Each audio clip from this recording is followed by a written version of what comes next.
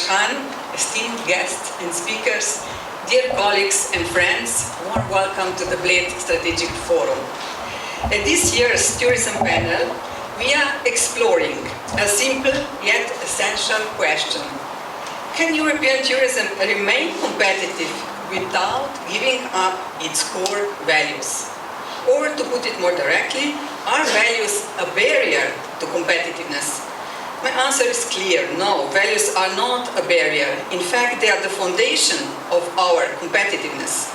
And they are the compass that must guide us forward. Let me explain why.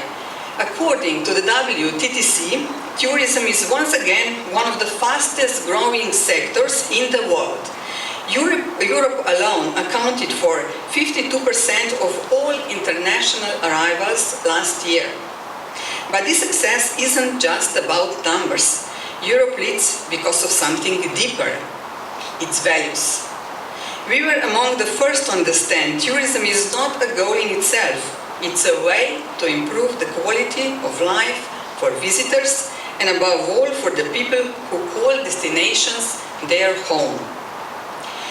Last year, 6 of the top 10 countries in the Global Travel and Tourism Index are in Europe, not just because of visitor volume, but because of what they stand for.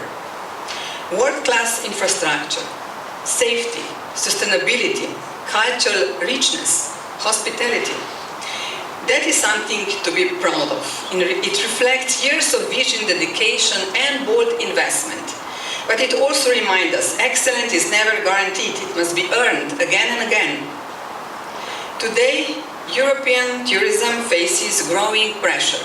From geopolitical tensions and wars, inflation and labor shortages, to the accelerating effects of climate change and digital transformation. These aren't distant risks, they are real, present, and intensifying.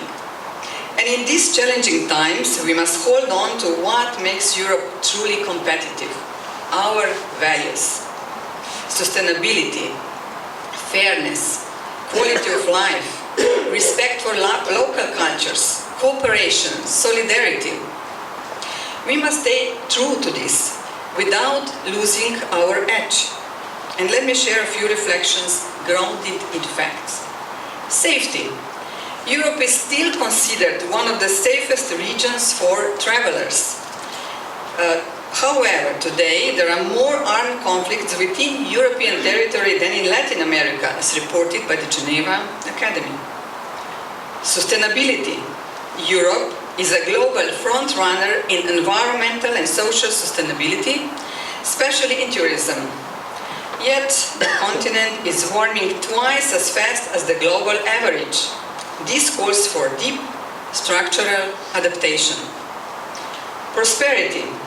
Many EU countries are among the world's most advanced economies, but today none of the top 20 fastest growing economies are European.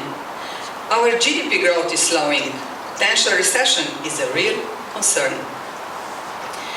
Digitalization. The EU's Digital Decade 2030 strategy is delivering progress. But in tourism, most of the platforms shaping global demand, Booking, Airbnb, Expedia, Meta, are not European-owned, and this leaves us exposed and limits our strategic independence. And yet, if harnessed strategically, tourism can be one of the cornerstones of Europe's economic renewal and global competitiveness. According to the latest WTTC research, by 2035, European travel and tourism can generate an additional 4.5 million jobs, bringing the total to over 30 million. That's 1 in every 7 jobs. Tourism contribution to EU GDP is expected to grow to 2.3 trillion, nearly 11% of total GDP, and it is expected to outpace the growth of the broader economy. The sector is projected to grow at 1.8% annually compared to 1.3% for the overall economy. In terms of fiscal return, tourism could generate over 900 billion in annual tax revenues. Visitor spending is expected to reach 730 billion from international travelers and over 1.2 trillion in domestic travel. And moreover, tourism isn't just an economic sector. It is a force for stability, it is a force for growth and cohesion. So how do we unlock this potential? One word: cooperation. Europe is diverse. Its destinations compete, but also collaborate, especially when building the brand of Europe. The strong example is the joint marketing effort of European NGOs under the Visit Europe brand, managed and coordinated by the European Travel Commission. And I'm very pleased to have among us also this year Mr. Eduardo Santander. Regional cooperation is another strength. Just look at Alps Adriatic, amazing, a joint campaign by Austria, Croatia and Slovenia that promotes our shared region on a long-haul markets. It is important to take European tourism competitiveness now to the next level. We must invest in strategic development-driven partnerships. It's not enough to agree on EU legislation, we need coordinated, effective implementation. Can we align on a common approach to short-term rentals? Can we agree on joint sustainability certification programs? Slovenia was among the first countries to implement a comprehensive national system for sustainability certification, and today most European destinations have developed similar approaches. But the challenge ahead is to continue encouraging and supporting the private sector in its efforts towards sustainable operations. Right now, sustainability is still too often seen as a burden rather than an opportunity. So what connects all of these challenges, from safety and sustainability to economic shifts, digital dependency and implementation gaps? Our ability to respond and to compete depends on how firmly we stand in our values. Values are strategic assets in uncertain times. They're differentiators in a crowded global marketplace. If safety is at risk, it is our value of solidarity that builds trust and resilience.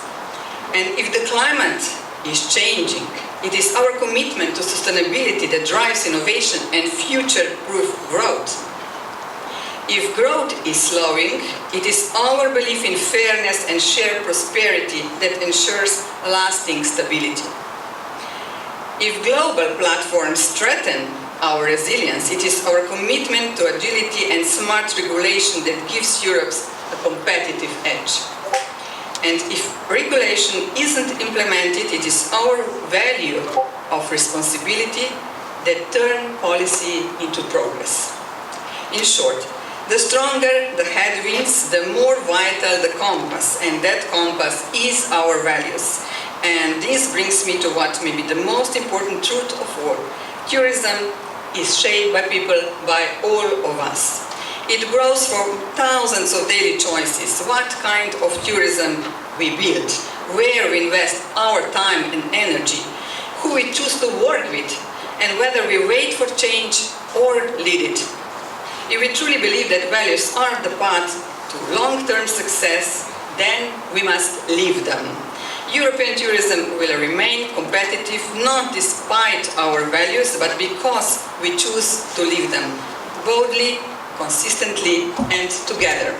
So thank you very much for your attention.